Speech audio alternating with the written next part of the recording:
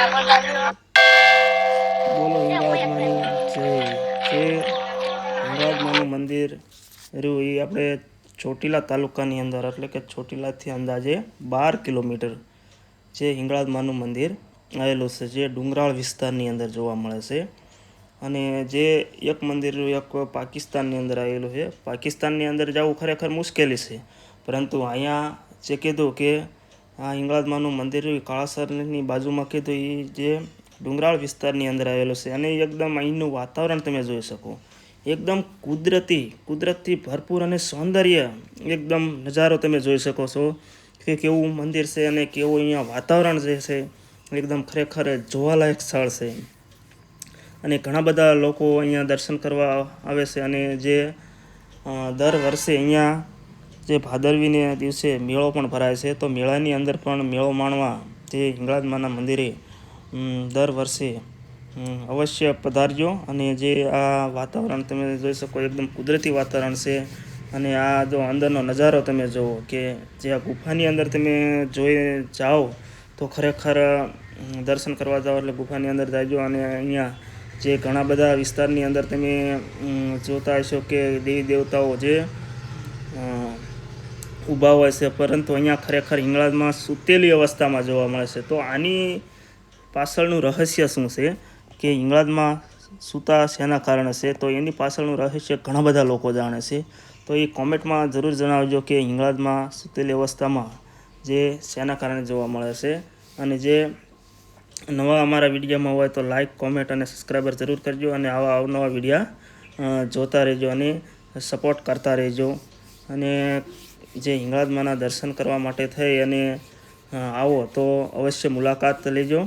અને જે હિંગળાજમાનું મંદિર એકદમ કુદરતી સૌંદર્યથી તો ભરપૂર જ છે. અને જે એનો બાજુની અંદર જાઓ તો એક ડુંગરાળ વિસ્તારની અંદર જે ભોલેનાથનું મંદિર પણ આવેલું છે. એ ડુંગરથી ઉપર જવાનું હોય છે.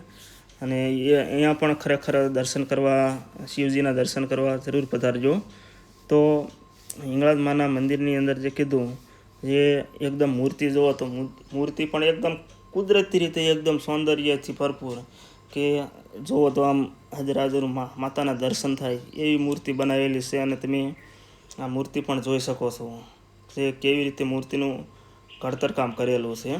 તો અવશ્ય વધારજો. અને જે રાજકોટ બાજુથી આવતા હોય તો એ ખરેખર જે મોલડે થઈ અને ઝીંઝુડા થઈ અને કાળાસરની બાજુમાં જે હિંગળાજમાનું દર્શન કરવા અવશ્ય પધારજો. ત્યાંથી હલાય છે. અને આમ કે ચોટીલા બાજુથી આવતા હોય તો કાળાસરથી 12 કિલોમીટર એટલે કે ચોટીલાથી 12 કિલોમીટર છે અને કાળાસરથી 3 કિલોમીટર એટલે ડુંગરાળ વિસ્તારની અંદર જે હિંગળાજમાં બિરાજમાન છે. તો અહીંયા તમે અવશ્ય આવી શકો છો. ખરેખર આ હિંગળાજમાના દર્શન કરવા લોકો આવતા હોય એ ખરેખર ટાઈમ લઈને અવશ્ય પધારજો. કારણ કે અહીંયાનું વાતાવરણ એકદમ કુદરતી રીતે સૌંદર્યથી ભરપૂર છે. એટલે તમે ટાઈમ લઈ અને અવશ્ય પધારજો અને હિંગળાજમાના દર્શન કરજો. જો આ કુદરતી વાતાવરણ તમે જુઓ કે ડુંગરાળ વિસ્તારની અંદર માતા હિંગળાજમાના દર્શન કરવા માટે થઈ અને અવશ્ય પધારજો. જો આ વાતાવરણ અહીંયાનું જુઓ કે ડુંગરાળ વિસ્તાર ખરેખર ચોમાસાની અંદર તો એકદમ કુદરતી અને સૌંદર્યથી એકદમ ભરપૂર હોય છે.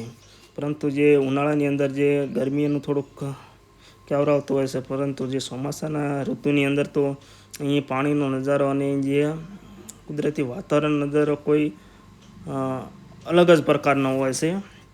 એટલે ખરેખર જે આ લોકો આ બાજુના વિસ્તારની અંદર તો ઘણા બધા જતા જ હોય છે, પરંતુ ટાઈમ હોય એટલે હિંગળાજમાના દર્શન કરવા ટાઈમ લઈ અને જરૂર ને જરૂર પધારજો.